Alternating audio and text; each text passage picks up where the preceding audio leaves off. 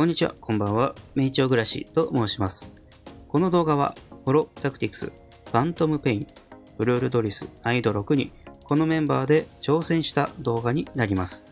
まずは、プレイ動画を見ていただきまして、その後に、ざっとステータスの説明パートがあります。それから、スロー再生を施した部分や、画面を止めたりした部分に、解説を入れた動画がありますので、ぜひ見ていってください。難易度6の攻略に役立つかもしれません。それでは早速プレイ動画をご覧ください。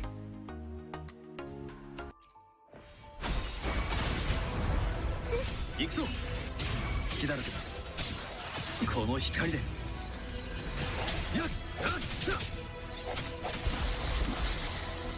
甘い。行こう。聞いてみよう。花よ。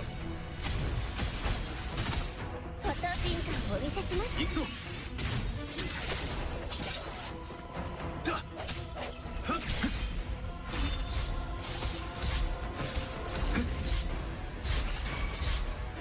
一気に行くぞ。行こう。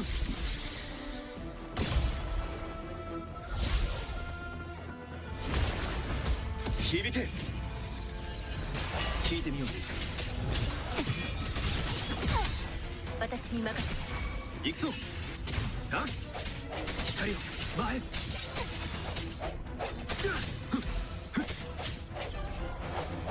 隙だらけだ。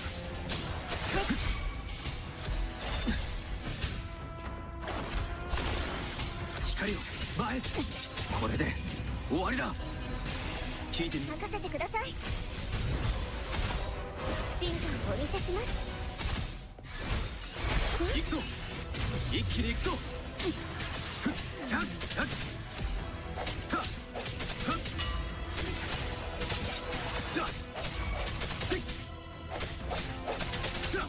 聞いてみよう。この光で。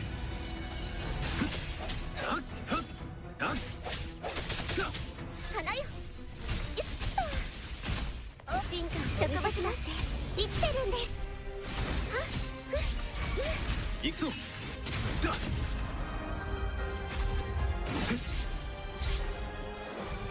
甘い。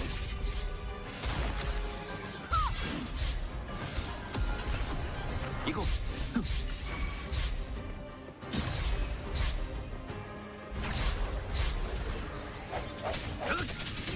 聞いてみよう。任せてください。進化をお見せします。行くぞ。どの罪好きだろ。選択で強化これで終わりだ。してや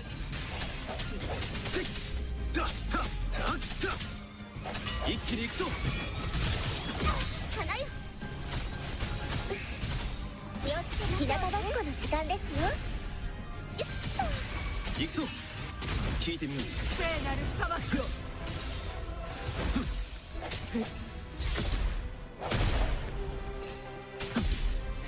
一気に行くぞ。任せてください。進化をお見せします。好きだろ。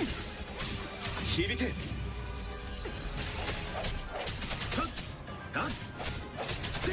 聞いてみよう。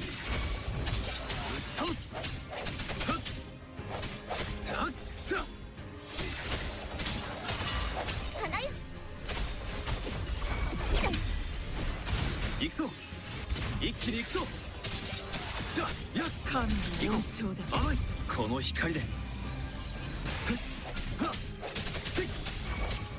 風の息吹。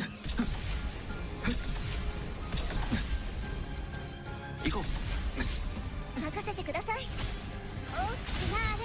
痛いの飛んでけ。よっと行くぞ。甘い。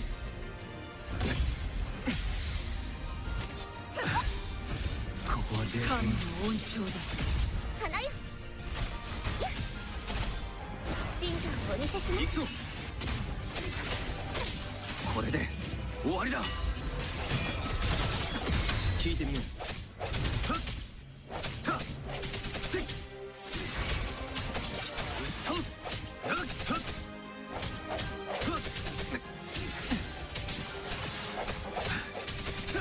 こは冷静に。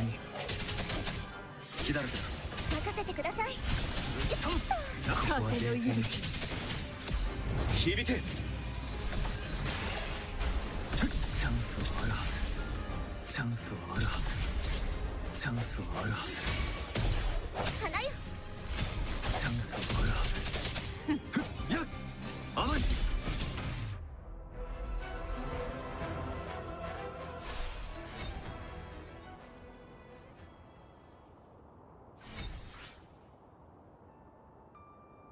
ここまでご視聴ありがとうございます。それでは、ステータスのお話になります。ローレライの時と比べると、ベリーナと白紙は変わり映えはないです。漂白者のスキルがですね、共鳴スキルと基本攻撃が、もともと10ではなかったのですが、10までね、上げ切りました。で、残りを変装スキルの方に足したって感じですね。スキルレベルをちょっと上げないと、ちょっとダメージがなかなかね、5分間に合わないっていうことがあったので、上げてから挑戦しようと思って上げてましたね。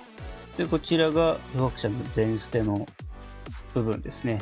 クリティカルダメージが、239% ですかね。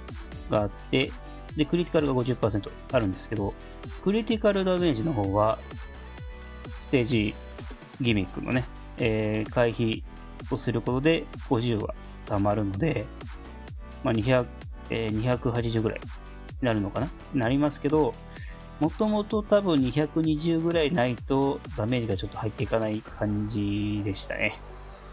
やってた感じなんかそんな感じでした。漂白者は単体でね、アタッカーなので、サブアタッカーとかいればやっぱね、交代してダメージも入っていくと思うので、収束スキルを貯めながらでも多分ダメージはサブアタッカーだと入れられるので、やっぱり違うのかなって感じですけど、このメンバーでね、攻略したいと思ってやってるので、漂白者のね、クリティカルダメージとクリティカルを、上げていくという感じですね。ダメージがなかなか足りなくて、何度もタイムアップを経験しました。せっかくここまで行ったのに、あとミリなのにっていうのがあったので、なんとかね、厳選して、なんとかギリギリいけるようにいたしました。やっぱね、スキルレベルも大事ですね。10にしておくっていうのは。で、これぐらいで、他はね、変わり映えがないんですよ。ベリーナは、装備ぐらいですかね。バリエーションをやっぱ白紙につけて、ないので、保存の方を、これはもう好き好きですね。何でもいいと思います。おすすめはバリエーションらしいですけど、くっつけちゃったんですよ。2個あったのに、くっつけちゃったんですよ。なんでそれもいい結果ではあるんですけど、共鳴効率50ね、1% ぐらい入るじゃないですか。それを考えたら、2個あった方が良かったのかなっていう。ちょっとね、っていう感じですね。白紙につけるなら、ランク2、ね、ランク3、ランク4って多い方がいいですけど、ベリーナにつけるなら、もうランク1でもいいんだよねっていうバリエーションね。って思ってます。で、それぐらいですね。じゃあ、あとこれから説明付きであるので、見ていってください。その後ね、エンディングトークもあるので、興味があれば見ていってください。それでは、ステータスパートを終わります。それでは、まず意識するところはですね、回避すると繰りダメが、10% スタックとして5回溜まっていくので、まずは回避ですね。で、まずは、漂白者にバトンタッチして強心度ゲージを削りながら戦っていきます。このパーティーでは結構時間がタイムアウトが結構多かったので、ベリーナから出して、ベリーナから白紙で漂白者、もしくはベリーナ漂白者、白紙で、漂白者に戻すみたいな感じでもいいんですが、そうするとね、ちょっと時間がどんどん減っていってしまうので、もうね、攻撃を先に解説漂白者の走行効果ですね。付与していきます。で、しつつ、回避もね、していくという感じですね。で、ここがですね、切り上げからの上に行くので、自分はね、まあずっとこう上のウルルドリスをこう見てたかっていうと見てなくて、もうカウントで、上に上がったなと思ったら、1、2、3回避みたいな感じで、避けてました。ちょっと戻しますが、ここですね。1、2、3回避っていう感じですね。蹴りも来るので、よく見ないと当たってしまいますね。で、回避して、で、取り来たなと思ったら回避ですね。で、その後も来るので、回避ですね。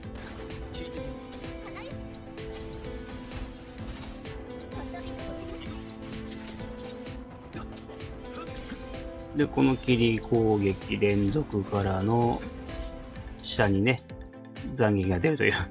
すごいよね。なかなかこんなんない、思いつかんけど。これに関しては、下のフィールドにも当たり判定ありますし、この斬撃にも当たり判定があるので、一緒に避けてるんですが、ちょっとタイミングがずれると当たってしまうので、そこは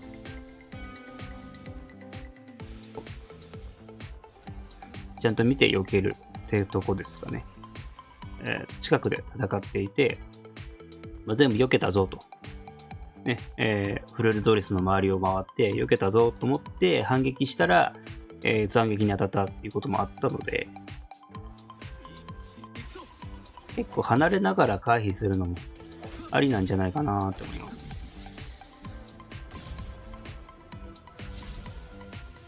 で、こっちも避けて、1、2、3回避。でも回避して、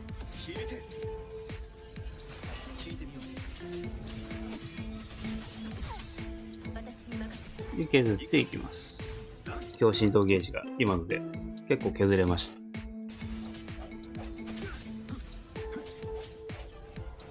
このね、後ろに下がるのがね、ちょっとってなるけどもうそれはしょうがないね。で、パリをしてもいいんですが、ステージギミック上、その回避も結構繰りだめがね、10% ずつ上がっていくので、最大ね、50ぐらい上がるので、結構それは美味しいかなって感じですね。なので、だいたい回避で済ませてますね。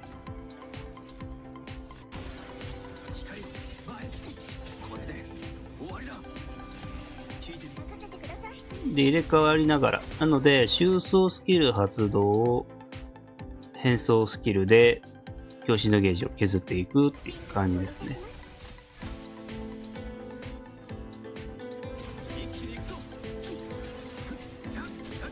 ベリーナが回避して、漂白者に、バトンタッチしても、まあ、下のバフを見るとわかるんですけど、バフのアイコンがね。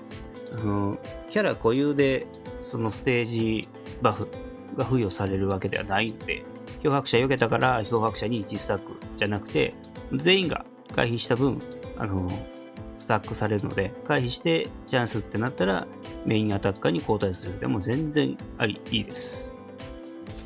削っていきまして、そしたらね、不協和値が溜まったんですが、ここでは使いません。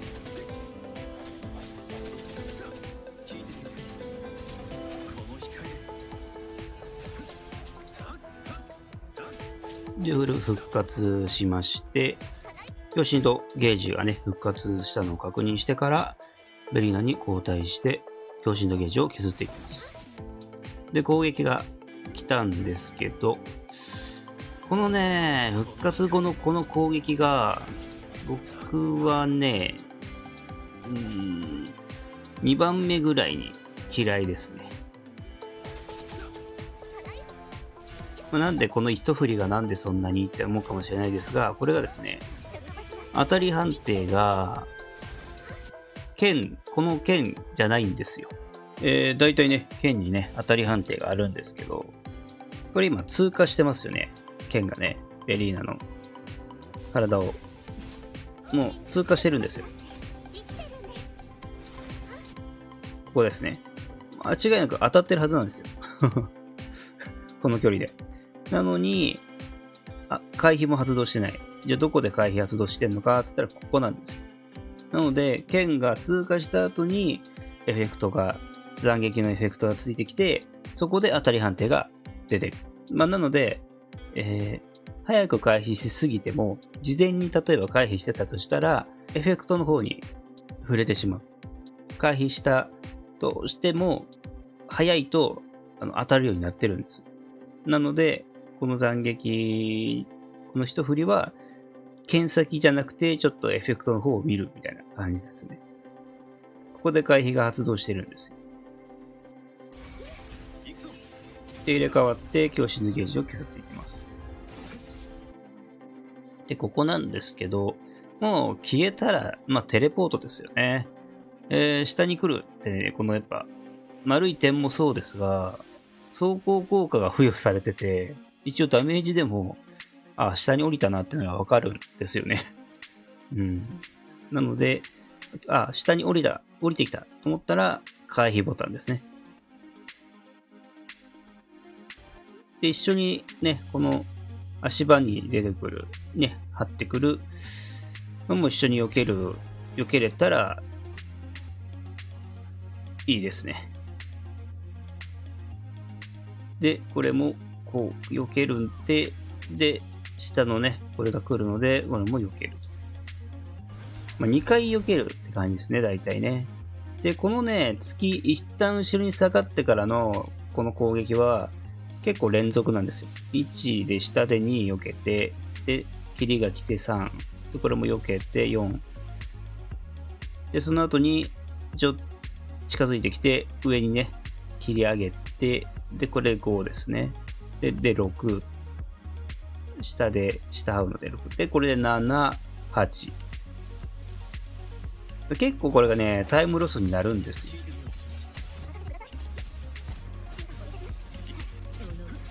で、これですね。で、タイミングとしては、上下ですね。神卓の上であたりで、表面解放を押す。もしくは回避を押す。ですね。で、あんまり短い、ベリーナと漂白者は、これが簡単なんですよ。結構幅があるので。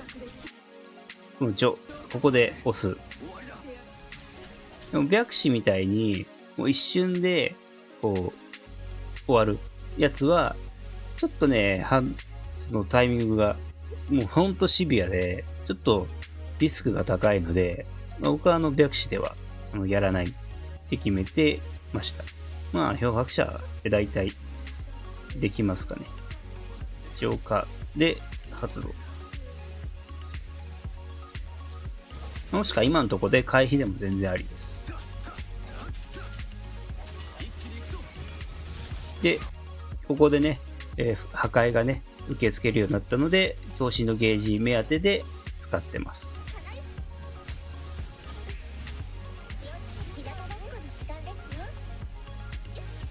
で、溜まったので、表明解放で20ポイントぐらい付与されるので、それで目当てでね、発動してますね。で、これですね。このね、これも結構嫌いですな。1番ではないんだよな。でも3番ぐらいかな。でもこれも2位だな。結構一撃死なんですよね。で、聖なる裁きを、で回避なんですよね。で、ちょっと戻しますが、聖なる裁きをのキーあたりですね。日本語とね、大体やっぱ英語とかと、やっぱタイミングが違うとは思うんですけど、言葉にね、表してしまうとちょっと難しくなっちゃうのかなって感じなんですけど、そこがちょっとなぁ。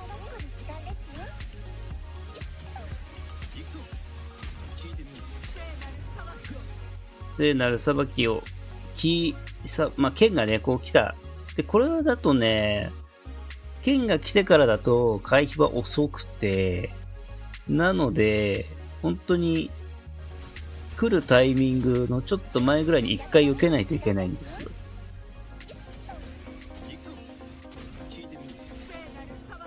ここだな。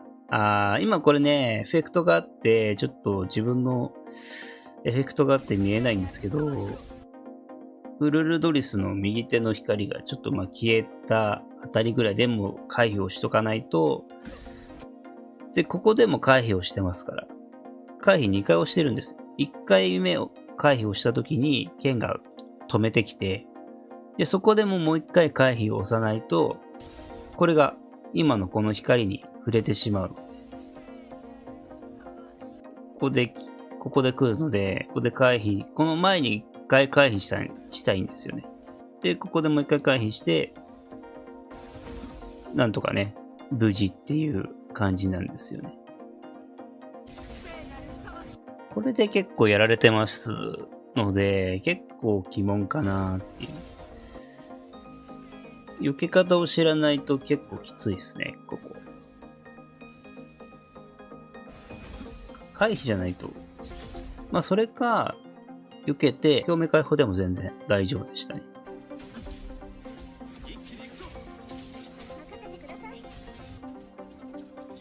で、削っていきまして、で、ここでね、不協アーチもね、受け付けてるので、使っていきます。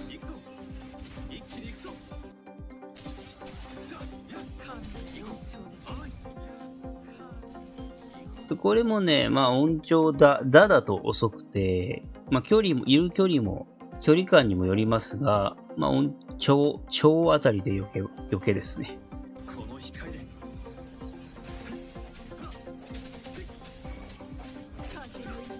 で、この風の息吹、これが1か。これも結構めんどくさいんだよな。これがね、当たり判定が、当たり前っちゃ当たり前かもしれないんですけど、息吹をつって、これですね。これが当たり判定なんですよ。そうじゃないのって思うんですけど、結構エフェクトが後からね、こう、出てくるんですよ。これが結構厄介で、錯覚で、このエフェクトで来たって思っちゃうんですよね。なので、もう来たって思ったらもう当たってる場合があるので、もう光ですよね。このね、キラーンみたいな、一瞬光るっていう、そのタイミングで回避ボタンなんですよ。いや、難しいんだよな、これ。回避する。で、ここは2回回避します。剣で回避して、この斬撃みたいなので回避ですね。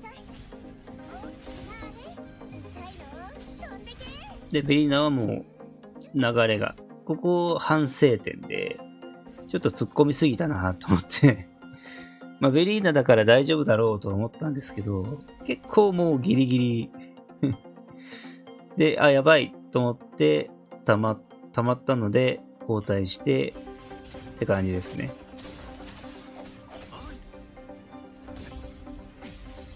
で、これですね。これも結構範囲が広くて、意外に。避けて、バーンって足技が来て、これですね。これがね、離れてても、ね、当たってたりするんで、回避は必須かな。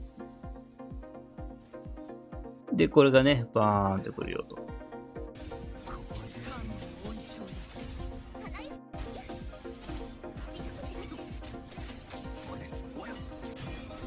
で、溜まったので、ここでブレイクして、強心とゲージの復活を確認して、ベリーナに交代して、もう最後ら辺なので、すぐ漂白者に交代して、ナイトメアの強調をね、出してしまって、削ろうと思ってね、強調を出したんですけど、ちょっとそのタイミングで弓がね、このタイミングと被ってしまったので、やばいと思って表面解放を使ったって感じですね。そしたら運よく一発目の剣の弓が通過したので、そこをね、回避し、避けつつ、ここで回避するっていうね。ここが結構やばかった。で、すぐも回避する。で、次も回避。で、避けて、で、これでね、剣がね、だいたい弾かれるっていうね。で、ベリーナ出して、停滞フィールドを使って、よし、行こうってなったんですけど、まだミリ残って、で、回避しながら、それを回避を利用して、太ももを触ってフィニッシュという感じですね。で、この後ですね、今のこのプレイ動画では、一度も出てこなかった技があるので、それをちょっと見ていこうかなと思います。結構ブレイクした流れが、タイミングが良かったのか、ほとんどの技がね、結構出てきてないんですよ。こういうのとか来てないんですよね。これも避けて、ここにも当たっちゃってますけど、途中まではね、一緒の攻撃だったりするんですよ。なぜか追加でね、こういうのが来るんですよ。この剣がね、ダダダダって瞬間移動をしてくるんですよ。こう下に斬撃を出した後に、こうやってね、消えるんですよ。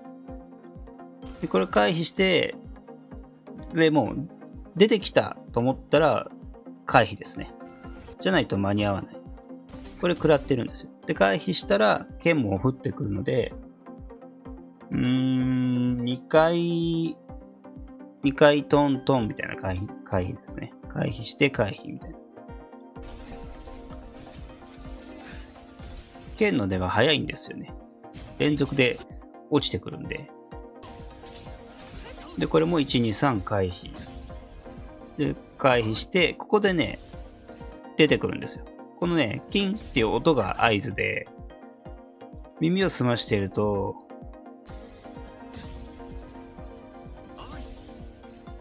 このキンって言うんですよ。で、これがね、回避の合図です。回避した後に、で、また横切りが来るので、これも回避。で、次が、このね、ここでもここでパリですね。ここでとりあえずパリはここでもできますね。でもパリしても結構フルルドレスの攻撃って、キャンセルされなかったりするんですよ。なので、っていう感じですね。パリしてもいいですし、で、パリしても、油断しないようにって感じですね。で、これ食らってるんですけど、で、回避して、で、1、2、3回避して、で、剣が出てくるので、これも回避して、で、次も回避して、で、この後ですね、画面がちょっとね、ズームアウトするんですよね。軽く。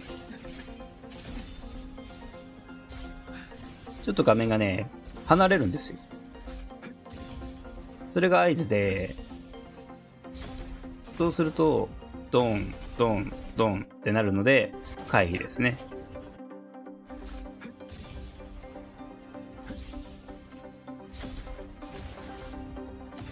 ドン、ドンと。どんどん増えていくんだから。で、これですね。これ僕が一番嫌いな攻撃。序盤でもやってくるし、序盤でやってくるんですけど、一番嫌いなのはこれ、あれです。一番嫌いなのはこれ。この状態になるんですよ。この姿に。そうすると、何も言わずにこれが来るんですよ。普通、はーとかさ、食らい具合良いみたいなさ、なんかあってもいいじゃん。神の恩寵だとかさ、言うくせにさ、ここでは無言なの。いきなり来んだわ、これ。ドーン、2回来て。で、さらに溜めて大きいのがドーンって。あれはなんかないときつくない？このドーン、ドーンってきて、で、これも避けるっていう。で、これですね。これがね、多分ね、皆さん目にしてるはずなんですよ。で、それを、これブレイク今、パリ、今ね、したんですけど、上、白いゲージ、ちょっと確認してもらっていいですかね。今、満タンな状態です。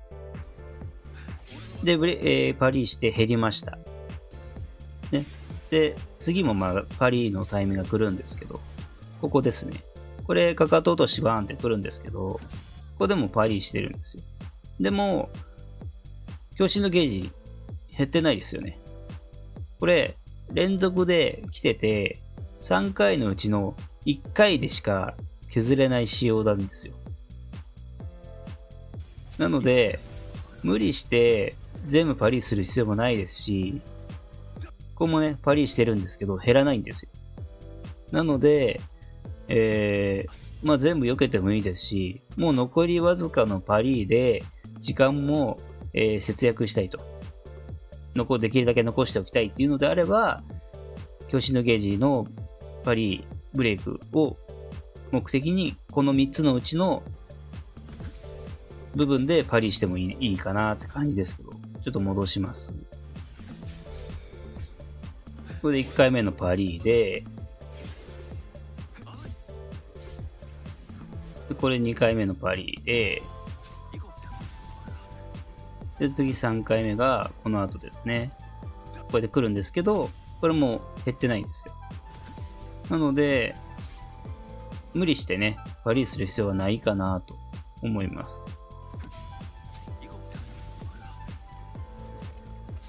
で、この後ですね。してから上に上がったなと思ったら、もうこれでもすぐ斬撃が来るので、ここで回避ですね。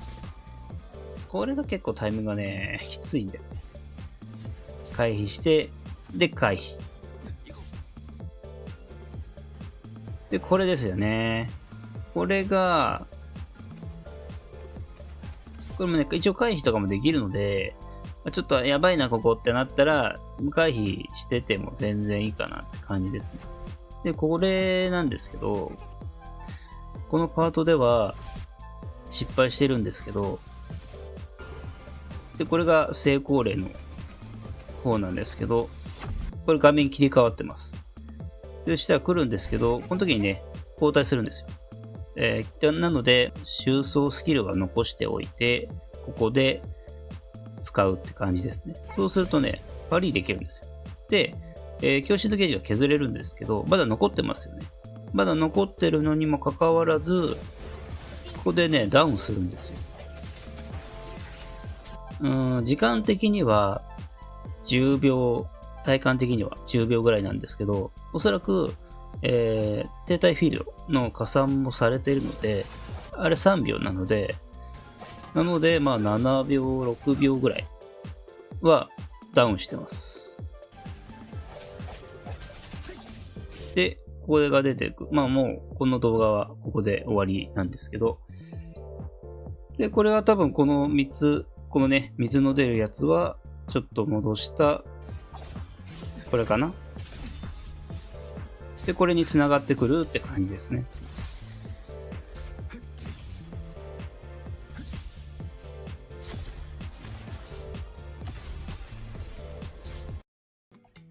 いかがだったでしょうか。エンディングトークということで、ほんとね、ブルールドリス、もうほんと何度も、トライいたしまして、本当にね、鍛えられました。いやー、ほんとね、レベル100ではないんですよ。ほんと嘘ですね、あれは。まあ、100、まあ、50とか200ぐらいはいってると思いますね、あれは。まあ、不況は破壊ね。使えるようにはなって、多少はって感じですけど、まあ、やった感じ、本当にね、まあ、運も大事だし、結局、不協和破壊が、適正な部分、ここっていうタイミングもあると思いますし、効かないっていうところもあるんですよ。で、使っても意味がない。まあ、減るんですけど、ひるまないっていうタイミングもあるので、必ずしも不協和値がいい結果になるかっていうと、まあ、全然良くはなりました。倒しやすくはなったと思うんですけど、いやまだまだね、戦いになれないと、ちょっと難しいかなっていう、やってて思いましたね。で、そこをなんとか、みんなね、クリアしてほしいなと思って、この動画を、作りました。いや全部ね、制覇すると、ね、称号手に入るじゃないですか。あれ、欲しいんですよね。なので、ちょっとこういう動画を作りながら、というか、何かに役立てながら、ゲットできたらいいなと思ってやってる感じですね。あんまり長々と話してもしょうがないので、今回はこの辺でエンディングトークを終わりにしたいなと思います。ここまでご視聴ありがとうございました。